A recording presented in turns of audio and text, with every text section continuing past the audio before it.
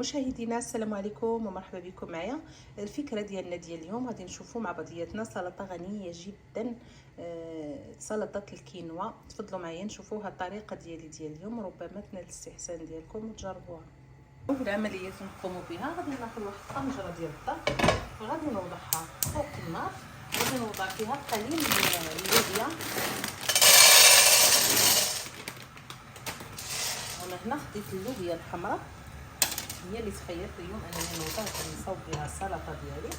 وضعت الماء حتى غلا، ثم غادي نصبو فوق من هاد اللوبيا ونخليها على جنب حتى تطيب. بالنسبه للكميه كل واحد غادي يدير الكميه اللي كتناسبو. في المقابل غادي نوضع واحد الكاسرونه ديال الماء وغادي ناخذ الحبوب ديال الكينوا.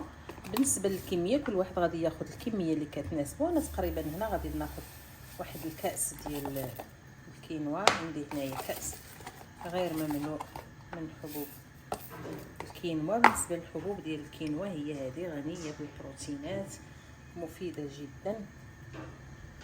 هاد الكاس خصني ضروري قبل ما نستعملوا الحبوب ديال الكينوا ضروري اننا نغسلوها مزيان، تتكون فيها واحد المروره، ضروري اننا ندوزوها من الماء ونغسلوها مزيان قبل ما نطيبوها. انا غادي ندير الماء يطيب فواحد الكاسرونه. كل كاس ديال حبوب الكينوا غادي نستعمل معاه 2 كيسان ديال الماء بالضبط، كتجي ممتازه وكتجي هذه هي الكميه اللي كتجي هي هذيك. غادي ناخذ واحد الكاس، نفس الكاس اللي عبرت به الحبوب ديال الكينوا، الضيف ديالو غادي نديرو ديال الماء. غادي نستعمل مع 2 كيسان ديال الماء، كاس من حبوب الكينوا مع 2 كيسان ديال الماء. غادي ندير فقط القليل من الملح، ثم غادي نخلي الماء ديالي حتى يغلي على ما نغسل انا الحبوب ديال الكينوا عاد اللي غادي نضيفها فوق الماء من بعد ما يغلى. من بعد ما غلى الماء وايضا غسلت الحبوب ديال الكينوا مزيان، غادي نوضعها على هذا الشكل فوق هذه الماء، ثم غادي نغلق عليها، نقص عليها النار ونخليها لمده ديال 10 دقائق فقط بدون اي اضافات. ما كنحتاجو نضيفو لا زيت لا حتى شي حاجه. غادي نخليها واحد 10 دقائق ونعاودو نطلقو باش نكملو السلطه ديالنا حتى طيب. هي هذه الحبوب ديال الكينوا فقط غادي نقص عليها النار وغادي نخليها لمده ديال 10 دقائق ونعاودو نطلقها من بعد ما طيب الحبوب ديالنا. بالنسبه للحبوب ديالنا ديال الكينوا صافي صبحات جاهزه. من بعد ما دازت 10 دقائق ما بقى لينا الا نطفيو عليها.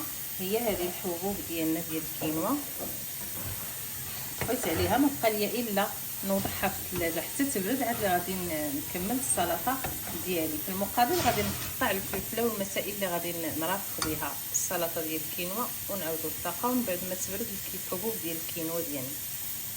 بالنسبه للصلصه اللي غادي نسقي بها السلطه ديالي، عندي هنايا 2 ليمونات حامضات، العصير ديال 2 ليمونات حامضات. غادي نضيف عليهم تقريبا قياس واحد 2 معالق حتى 3 ديال زيت الزيتون. ايضا هنا قطعت الخضر اللي غادي نرافق بها السلطه. غادي نضيف قليل من الملح، درت شويه الملح في الكينوا فقط غير باش نتبلوا هاد الخضر، وقليل من الملح والابزار. هادو هما العناصر اللي غادي ندير، فقط غادي نخلطهم مزيان حتى نبغي ندريسي السلطه ديالي. عاد اللي غادي نضيف هاد العناصر.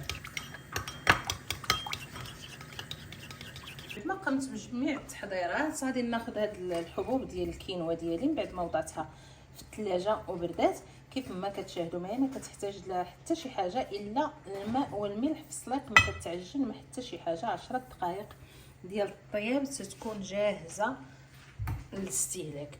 في هذه الاثناء ملي كنوجدوا الكينوا ديالنا كل واحد على حسب الاختيار شنو هما المسائل اللي كيحب انه يرافق بهم هذا الكينوا. بالنسبه ليا انا وضعت كيف ما لاحظتوا معايا، وضعت اللوبيا حتى تسلقات. هذه هي اللوبيا ديالنا من بعد ما اللوبيا الحمراء من بعد ما تسلقات غادي نضيف منها القليل من هذه اللوبيا الحمراء، كتواتى معها وكتعطينا هذوك الالوان. ايضا قطعت القليل من البصل، غادي نضيف قياس واحد نصف بصله باش نعطيها للسلطه ديالي واحد القيمه غذائيه اكثر. ايضا عندي الفلفله الحمراء حتى هي كتعطي هذيك التقرميشه للسلطه وكتجي ممتازه. ايضا غادي نضيف الفلفل الاصفر، نديرو داك المزيج من الالوان. ايضا غادي نضيف القليل من الذره معلب حتى هو كيتواتى دائما مع السلطات. ندير واحد المزيج من الالوان، وغادي نضيف واحد التفاحه. كل واحد يضيف الفاكهه اللي متوفره عنده. انا يعجبني ندير التفاح مع السلطه، كيتواتى كيجي ممتاز. ثم غادي نضيف واحد بعض الاوراق من معدنوس. فقط هادو هما المسائل اللي غادي نضيف للسلطه ديالتي. ثم غادي ناخذ هذاك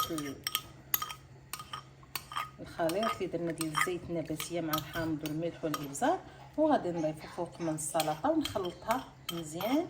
بهذه الطريقه غادي تكون السلطه ديالتي واجده، ما بقى ليا الا نقدمها بالصحه والراحه.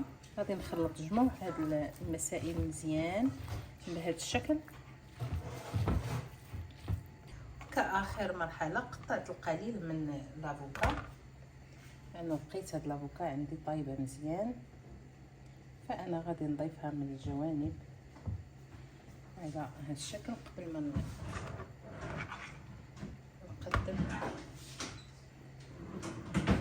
لافوكا كانت عندي طايبه مزيان، كان لكم انكم تديروا شي لافوكا طريه.